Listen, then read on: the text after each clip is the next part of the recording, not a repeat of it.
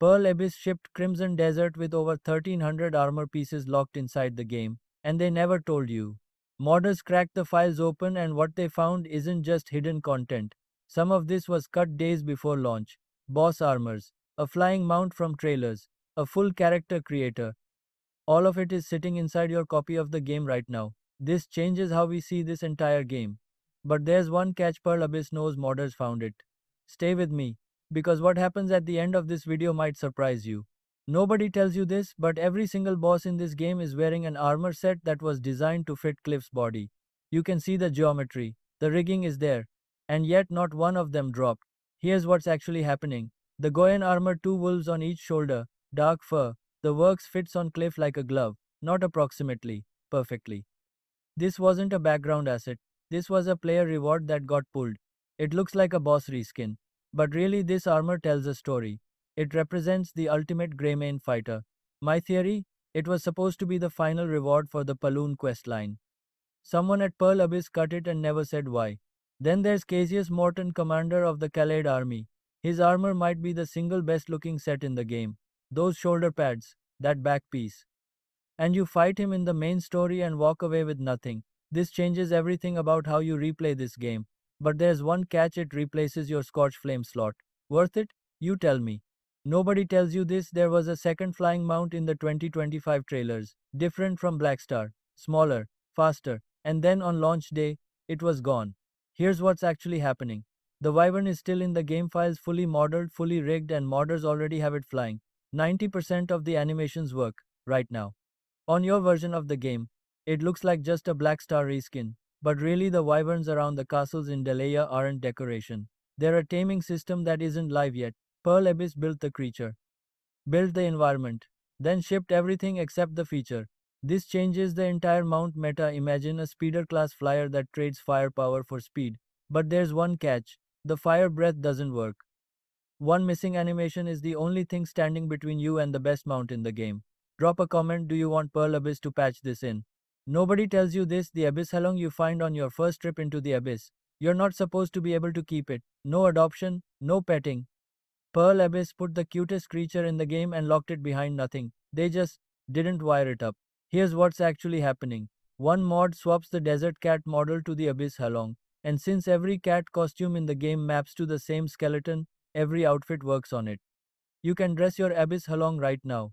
It looks like a 2-day grind to tame one, but really there's a single item that maxes trust to 100 in one bite: a golden carp. Steal it from the lake under the letter P in Paloon with your bare hands. Drop it in front of the cat. Done. 10 seconds total. This works on every cat in the game, not just the desert cat. But here's what changes everything. Pearl Abyss is watching modders adopt this creature. That's not an accident. Something is coming. Nobody tells you this Crimson Desert launched without a character creator. Not a limited one. None. A full-price action RPG in 2025 shipped with a single fixed protagonist and zero customization. That's not a design choice. That's a missing feature.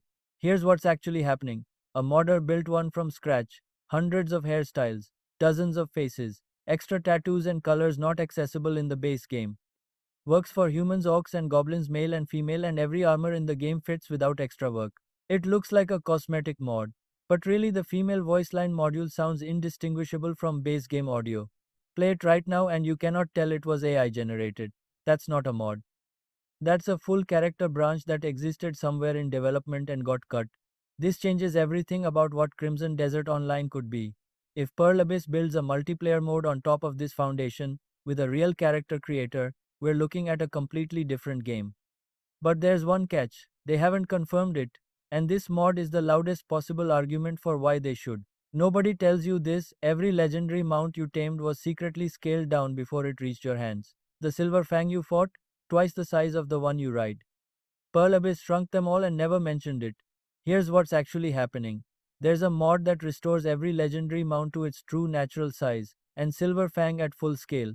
With the dark variant, all the battle damage, all the scarring, it's a completely different animal. It looks like a pure upgrade, but really the boar mount at full scale clips straight through Cliff. You're basically phasing through the animal, so the perfect version of this mod doesn't exist yet. A 50% size increase would be the sweet spot, and that's exactly what I'd pitch to Pearl Abyss directly. This changes how every legendary encounter feels in retrospect. You tamed something massive and the game quietly made it smaller so it fit a saddle. But there's one final thing I need to show you. And Pearl Abyss already hinted this is coming officially. Nobody tells you this, most mod guides for Crimson Desert skip the one step that breaks everything. And it's not the install, it's what happens after a game patch. I've seen people waste hours reinstalling mods that could have been fixed in 30 seconds. Here's what's actually happening. Everything runs through one tool, the JSON Mod Manager on Nexus Mods. It's a standalone executable, no install required. You drop it anywhere, your downloads folder works fine, and you're running in under a minute. Here's the exact flow. Download JSON Mod Manager from Nexus Mods. It's standalone, place it anywhere. Open it directly. Drag and drop any mod zip file straight into the manager window. No extraction needed for standard mods. Activate the mod, hit apply or update. Green lines mean clean, red lines mean conflict fix load order. It looks like the character creator is a single drag and drop, but really if you drop the whole zip, every preset loads at once and they conflict with each other. You have to extract first. Pick exactly one preset folder, there are 6 with thumbnails so you can choose and drop only that folder into the mods directory. One preset, one activation. Then refresh the manager and it appears. That's the step nobody explains. Now this changes everything after every future game patch. Because here's the fix nobody knows. When an update breaks your mod, don't reinstall. Open the mod's meta.json file in Notepad. Find the game version number, it won't update automatically. Change it to match the current patch number. Save. Done. That single edit has fixed every single outdated mod I've tested. You're welcome. But there's one final thing I need to show you, and Pearl Abyss already hinted it's coming officially. Remember those 1300 hidden armors from the top of the video? There's a mod in development right now that unlocks all of them at once. And Pearl Abyss in their own blog hinted that legitimate versions are coming for players to actually equip. Everything in this video isn't modding for the sake of modding. It's a map of what this game was always supposed to be. Comment below which of these do you want Pearl Abyss to ship officially first. I read every single one. Subscribe because when that armor unlock mod drops, you're going to want to be here.